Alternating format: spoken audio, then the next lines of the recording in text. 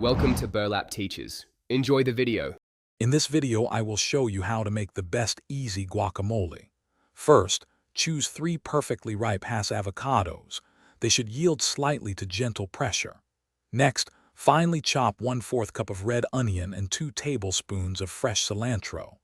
Don't forget to mince 1 jalapeno, removing the seeds for a milder flavor, or leave some in for more heat.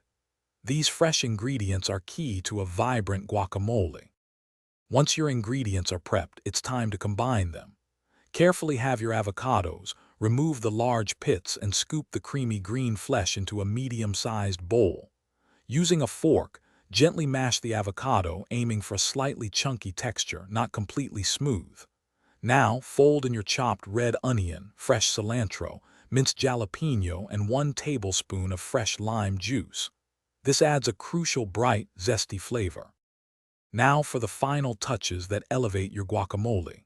Season your mixture with about 1/2 teaspoon of salt and 1/4 teaspoon of freshly ground black pepper. Give it a good stir to ensure everything is well combined. Always taste your guacamole at this stage and adjust the seasonings as needed.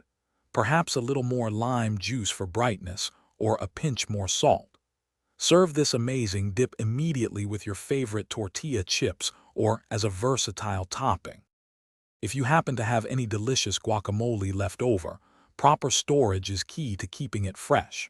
Transfer it to an airtight container and press a layer of plastic wrap directly onto the surface of the guacamole before sealing the lid. This helps prevent browning by minimizing air exposure. It will stay fresh for up to 2 days in the refrigerator. Also, be sure to check the description below for a link to those fantastic leak-proof containers and other great deals. Thanks for watching. Consider subscribing if this video helped you.